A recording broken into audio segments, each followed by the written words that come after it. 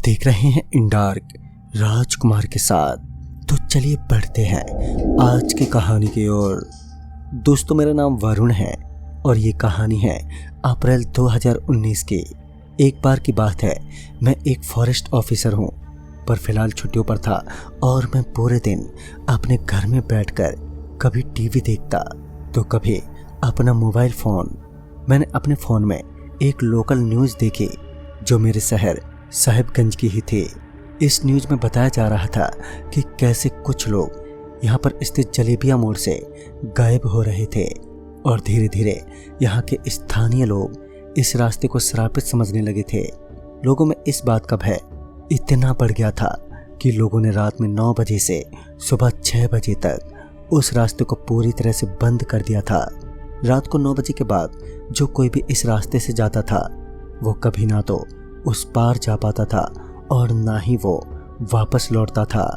और सुबह जब उन्हें ढूंढने के लिए लोगों की एक टुकड़ी गई तो उन्हें सिवाय निराशा के कुछ भी हाथ नहीं लगा।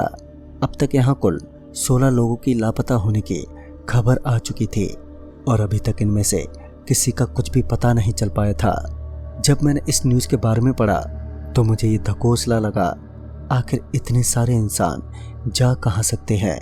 ज़रूर किसी गिरोह ने उनका अपहरण किया है। वैसे भी ये घटनाएं आजकल आम हो चली हैं कि कुछ लोग शरीर के अंगों को बेचने का व्यापार तक करते हैं और उनका ऐसा करने की घटनाएं हमेशा सुनने को भी मिल जाती हैं। मुझे कभी इन सब भूत प्रेत आत्मा जैसी चीज़ों पर यकीन नहीं था। मैं हमेशा ही सोचता था कि ये सब चीज़ें सिर्फ और सिर्फ आम इंसान को बरगलाकर पैसे कमाने के रास्ते हैं।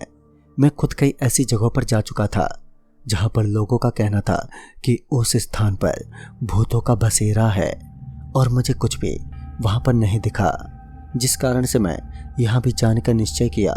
और रात के 9 बजे मैं अपने घर से अपनी बाइक और गन के साथ निकल पड़ा जलेबिया मोड़ की ओर। मैंने गन इसलिए रखी थी क्योंकि मुझे पूरा यकीन था कि ये काम किसी गिरोह का है जो लोगों के शरीर से उनके अंग निकाल कर बेच देते होंगे और ये गन मुझे उन लोगों से प्रोटेक्ट करने में काम आने वाली थी। मैं आधे घंटे में तकरीबन वहाँ पर पहुँच चुका था, पर मैंने देखा कि यहाँ के लोगों ने रास्ते को पूरी तरह से बंद किया हुआ था।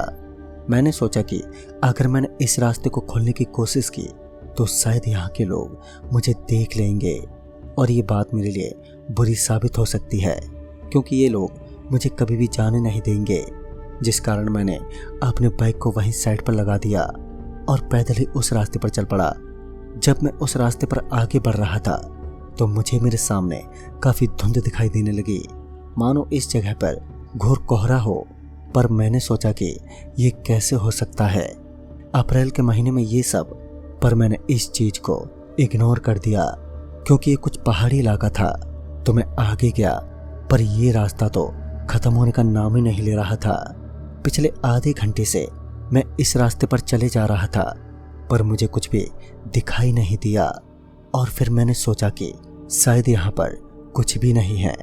मैंने खामखा अपना समय जाया किया और फिर मैं वापस लौटने लगा। मैंने अपने हाथों में गन ले रखी थी कि कहीं कुछ भी होने से पहले मैं अपना बचाव कर सकूं, पर मुझे इसकी ज़रूरत नहीं पड़ी।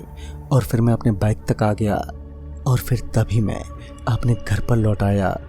मुझे आज कुछ भी हाथ नहीं लगा, तो मैंने घर आकर वापस से उन सभी न्यूज़ों को दोबारा पढ़ने लगा, जहां मैंने एक चीज़ नोटिस की।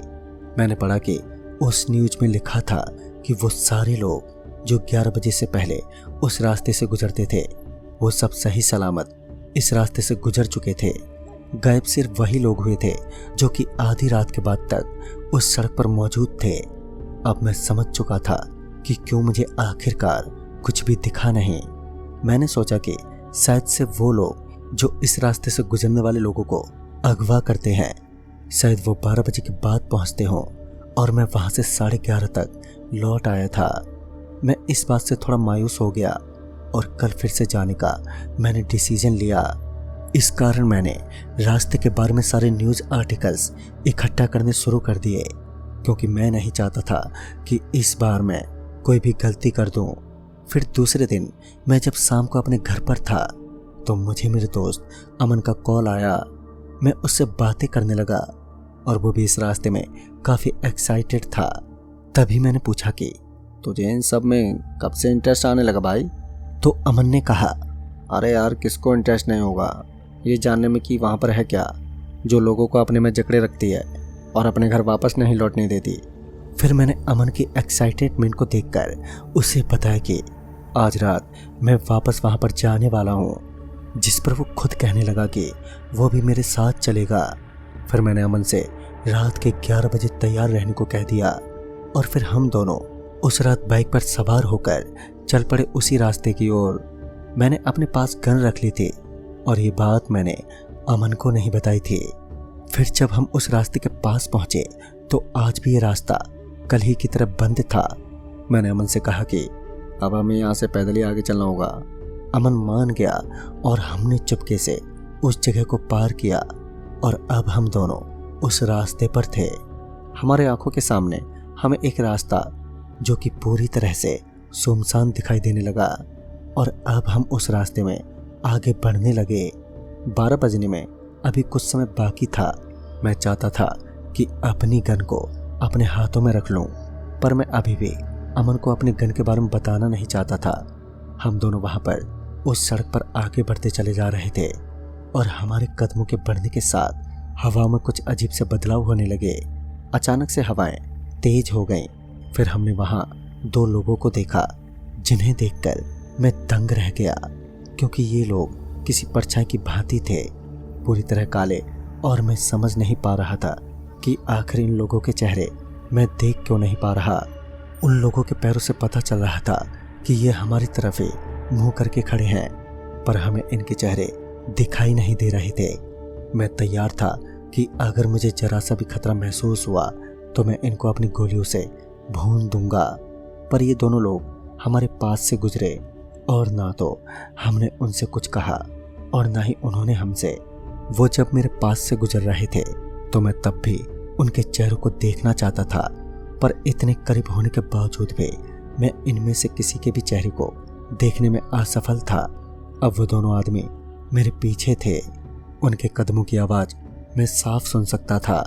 फिर अचानक से मैं उनकी ओर मुड़ा, पर मैं ये देखकर पूरी तरह से चौंक गया कि हमारे पीछे तो कोई था ही नहीं, पर फिर हमें कदमों की आवाज़ साफ साफ सुनाई दे रही थी। मैंने जब नीचे देखा तो उन दोनों के कदमों के निशान पूरी तरह से खून से रंगे थे, मानो वो दोनों किसी ऐसी जगह से लौट रहे हों जहाँ पर लोगों के खून बिखरे हों, और वो निशान अब भी रास्ते में बनते रहे थे। और उनके एक निशान बनने के साथ ही उनके सबसे पीछे वाला निशान जैसे कहीं गायब सा हो जाता।